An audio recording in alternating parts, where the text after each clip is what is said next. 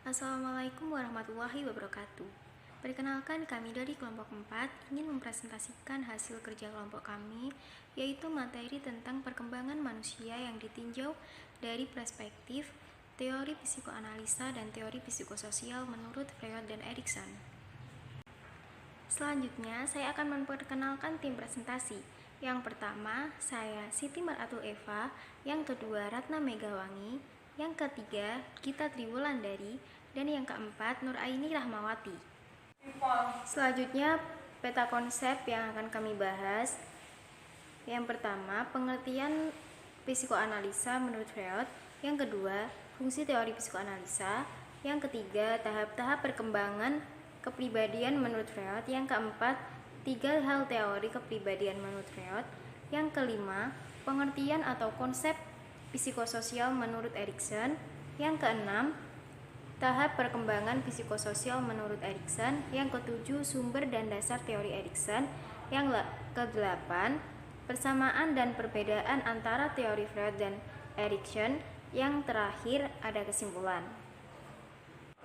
Selanjutnya, saya akan menjelaskan tentang pengertian dan fungsi psikoanalisa menurut Freud. Yang pertama, pengertian. Nah, pengertian psikoanalisa ini adalah cabang ilmu yang dikembangkan oleh Sigmund Freud dan para pengikutnya sebagai studi fungsi dan perilaku psikologis manusia. Dan menurut Freud, pada awalnya psikoanalisis adalah sebuah metode perawatan medis bagi orang-orang yang menderita gangguan saraf dengan menggunakan teknik tafsir mimpi dan asosiasi bebas. Teori ini kemudian meluas menjadi sebuah teori tentang kepribadian manusia. Nah, konsep psikoanalisis menurut Freud yang paling mendasar adalah teorinya tentang syaraf kesadaran manusia. Awalnya, Freud membagi taraf kesadaran manusia menjadi 3 lapis, yakni unconscious, yaitu ketaksadaran, lapisan preconscious, prasadar, dan lapisan conscious, yaitu sadar. Di antara lapisan itu, lapisan ketaksadaran adalah bagian terbesar yang memengaruhi perilaku manusia. Kemudian fungsi. Fungsi teori psikoanalisis merupakan teori yang berusaha untuk menjelaskan tentang hakikat dan perkembangan kepribadian manusia. Teori ini mengasumsi bahwa kepribadian perkembangan ketika terjadi konflik-konflik dari aspek-aspek psikologis yang umumnya terjadi pada anak-anak atau usia dini. Teori ini berinteraksi begitu erat satu sama lain, sehingga sulit untuk memisahkan pengaruh dan menilai sumbangan relatifnya terhadap tingkah laku manusia. Nah, selanjutnya yaitu tahap-tahap perkembangan kepribadian, di mana menurut Freud, kepribadian individu telah terbentuk sejak akhir tahun kelima dan perkembangan selanjutnya sebagian besar hanya sebagai penghalus dari dasar yang sudah ada. Freud menyatakan bahwa perkembangan kepribadian berlangsung 5 fase yang berhubungan terhadap kepekaan daerah-daerah erogen atau bagian tubuh yang sensitif terhadap rangsangan. Nah, 5 fase itu apa saja sih? Yaitu yang pertama, fase oral. Fase oral atau oral stage dimulai pada usia 0 sampai 18 bulan. Dimana di dalam fase oral stage ini bagian tubuh yang sensitif yaitu mulut. Yang kedua yaitu fase anal atau anal stage. Kira-kira dimulai dari usia 18 bulan hingga 3 tahun. Di fase ini bagian tubuh yang sensitif yaitu anus. Selanjutnya yaitu fase valis atau valis stage, di mana di dalam fase ini dimulai dari usia 3 sampai 6 tahun dan anggota tubuh yang sensitif yaitu alat kelamin. Yang keempat yaitu fase laten atau latency stage. Kira-kira dimulai dari usia 6 hingga pubertas. Di mana pada fase ini dorongan seks cenderung tertekan atau bersifat laten. Selanjutnya yang terakhir yaitu fase genital atau genital stage, di mana terjadi sejak individu memasuki pubertas dan selanjutnya, di mana pada fase ini individu telah mengalami kematangan pada organ reproduksi. Selanjutnya yaitu teori kepribadian menurut Freud. Di dalam teori ini, Freud menjelaskan bahwa manusia terdiri dari 3 sistem atau struktur. Setiap struktur kepribadian itu memiliki fungsi, sifat, komponen, prinsip kerja, dan dinamisasi serta mekanisme tersendiri. Dan komponen-komponen ini saling berinteraksi sehingga sulit untuk dipisahkan atau menentukan pengaruhnya terhadap tingkah laku manusia. Nah, sistematika atau struktur kepribadian menurut individu adalah sebagai berikut. Yang pertama itu id atau das es, di mana id adalah sifat bawaan manusia sejak lahir sebagai sistem yang mempunyai fungsi untuk menunaikan prinsip-prinsip kehidupan secara menyeluruh atau dikenal dengan dorongan naluriah. Di sini Freud memberi istilah sebagai realitas psikis yang sebenarnya atau the true basic reality, karena it merupakan perasaan dari dalam diri individu atau perasaan emosi atau perasaan subjektif dari manusia dan tidak mempunyai hubungan dengan kehidupan manusia, dengan kehidupan dunia yang sifatnya objektif. Justru it merupakan sifat bawaan yang dibawa sejak lahir, termasuk insting sebagai reservoir, sebagai energi psikis yang menggerakkan ego dan superego. Yang kedua yaitu ego atau das ich, di mana menurut Sumadi menjelaskan bahwa ego merupakan aspek psikologi daripada kepribadian yang timbul karena kebutuhan organisme untuk dapat berhubungan secara baik dengan dunia nyata atau realitas atau reality. Nah, di sini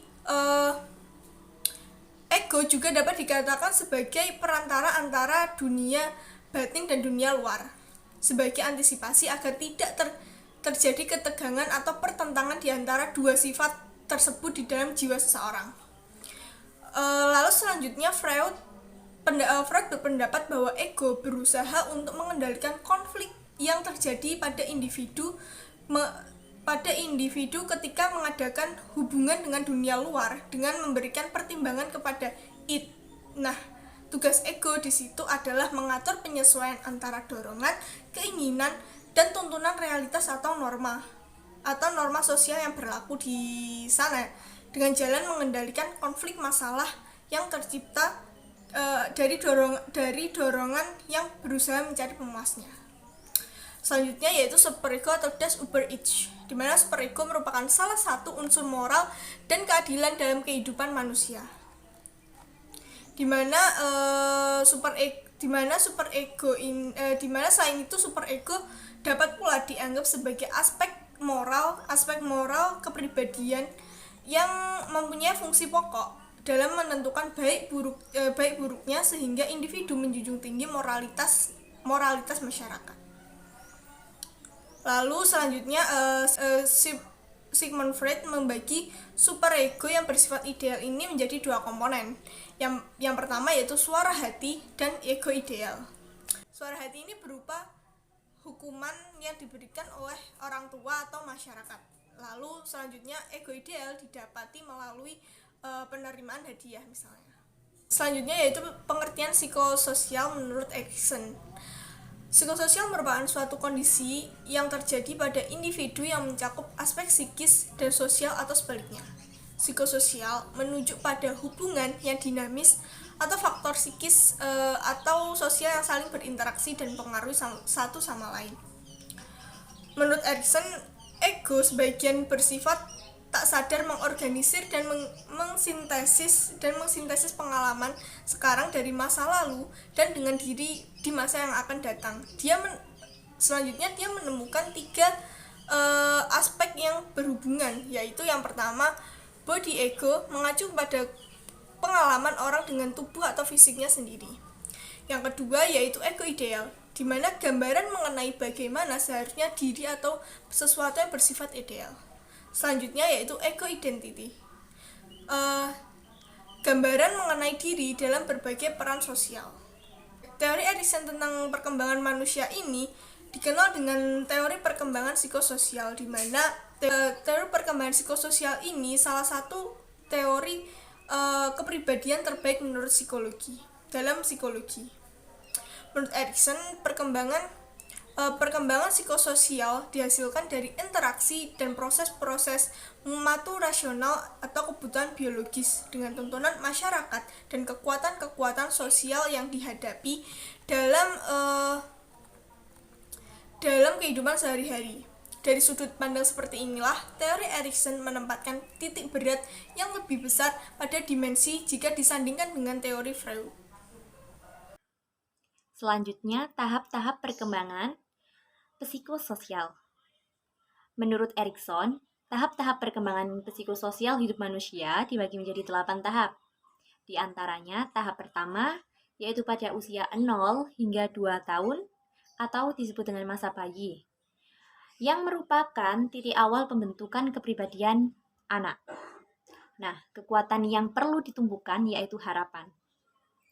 Tahap kedua pada usia 2 hingga 3 tahun, di mana pada tahap ini anak mengalami konflik yaitu rasa malu dan juga keraguan-raguan. Tahap ketiga pada usia 3 hingga 6 tahun, pada tahap ini anak mulai menemukan keseimbangan antara kemampuan dirinya dan juga harapan serta tujuannya. Lalu tahap keempat pada usia 6 hingga 12 tahun. Konflik yang dihadapi pada tahap ini yaitu kerja aktif versus rendah diri. Sehingga kekuatan yang perlu ditumbuhkan adalah kompetensi dan juga keterampilan. Tahap kelima pada usia 12 hingga 20 tahun, yang merupakan usia memasuki masa remaja, di mana identitas diri baik dalam lingkup sosial maupun dunia kerja mulai ditemukan. Lalu tahap keenam pada usia 20 hingga 40 tahun, di mana pada tahap ini dibutuhkannya kekasih, suami, ataupun istri yang mampu membangun bentuk persahabatan dan juga terciptanya rasa cinta, kasih sayang, dan kebersamaan. Lalu tahap ke-7 usia 40 sampai 65 tahun. Pada tahap ini seseorang selalu dituntut untuk produktif dan juga berhasil dalam mendidik keluarga. Sehingga kekuatan yang perlu ditumbuhkan adalah kepedulian. Lalu pada tahap ke-8 yaitu usia 65 hingga kematian. Pada tahap ini pribadi seseorang sudah memasuki usia lanjut yang mulai mengalami berbagai penurunan seperti penurunan kesehatan. Selanjutnya, sumber dan dasar teori Erikson. Latar belakang keluarga, pendidikan, agama, dan kebangsaan, serta profesi yang pernah mengacaukan identitasnya, mampu mendorong Erikson menciptakan formulasi konseptual tentang terjadinya identitas. Keterlibatan Erikson dengan lembaga pendidikan Sigmund Freud yang menjadikannya belajar banyak teori psikoseksual. Nah, sebabnya Erikson itu dikategorikan sebagai ahli neo-Freudian yang merupakan perluasan dari teori Freud. Berikutnya yakni persamaan antara teori Freud dan teori Erikson. Sebagaimana Freud, Erik melihat realitas serta urutan semua tahap dalam perkembangan setiap individu sebagai hal yang tidak berubah karena sudah ditentukan sebelumnya. Kemudian persamaan yang kedua, Erik juga mengakui adanya struktur kepribadian triganda manusia yang terdiri dari 3 komponen yaitu id, ego, dan superego. Pengakuan terhadap akar dan dasar seksual serta biologis sebagai kecenderungan motivasional dan kepribadian selanjutnya. Kemudian yang ketiga, menyetujui bahwa rencana dasar kepribadian manusia ditandai oleh berbagai hal tetap seperti konflik traumatis yang mungkin berhubungan dengan menyusui anak, pembuangan air seni atau feses, penegasan diri pada anak laki-laki, maupun sifat mudah menerima pada anak perempuan. Kemudian yang selanjutnya ini perbedaan antara teori Freud dan teori Erikson. Yang pertama, psikoseksual Freud berdasarkan pendekatan seksualitas manusia, sedangkan Erikson pendekatan psikososial dari hasil penelitiannya terhadap psikoanalisis Freud yang diperluas. Kemudian perbedaan yang kedua, menurut Erikson, ego atau aspek psikologis adalah struktur kepribadian manusia berkembang secara sosial sehingga mendorong perkembangan manusia. Adapun Freud berpendapat bahwa id menjadi daya dorong bagi segala perkembangan. Kemudian yang ketiga, Freud mengemukakan gambaran manusia sebagai pribadi yang suram dan pesimistis. Sedangkan Erikson berpendapat bahwa ia melihat gambaran manusia sebagai pribadi yang optimis dan menggairahkan. Kemudian perbedaan yang keempat, solusi yang ditawarkan Freud dalam memecahkan masalah ialah mengembalikan fenomena psikis kepada trauma awal yang terjadi pada masa lampau. Sedangkan pemikiran Erikson mengarah pada masa depan serta daya-daya penyembuhan. Yang kelima, Freud memfokuskan teorinya berdasarkan daya-daya naluri infrapsikis dalam diri setiap orang. Erikson berpendapat bahwa perspektif psikososial menentukan perkembangan dan pembentukan identitas seseorang. Kemudian yang keenam, berkaitan dengan pengujian teori, Erikson mengujinya melalui kontak langsung dengan anak-anak khususnya lewat permainan, sedangkan Freud teorinya lebih berdasarkan data empiris yang diperolehnya sendiri. Nah, kesimpulan dari materi di atas yakni ada dua macam teori perkembangan manusia, yakni teori Erikson yang dikenal dengan teori perkembangan psikososial, sedangkan teori yang dikemukakan oleh Freud yakni dikenal dengan teori psikoanalisa. Teori psikososial adalah suatu kondisi yang terjadi pada individu yang mencakup aspek psikis dan sosial. Sedangkan teori psikoanalisis banyak berbicara mengenai kepribadian, khususnya dari segi struktur, dinamika, dan perkembangannya. Dengan demikian, psikologi pendidikan dan teori belajar ini diharapkan dapat menjadi pedoman bagi manusia untuk memahami karakteristik perkembangan manusia dalam kehidupan yang nantinya akan berpengaruh terhadap perkembangan mental dan juga psikisnya. Baik, sekian presentasi dari kelompok kami. Kami mohon maaf apabila masih banyak kekurangan, karena kami masih dalam proses belajar. Semoga yang kami sampaikan bermanfaat. Wassalamualaikum warahmatullahi wabarakatuh.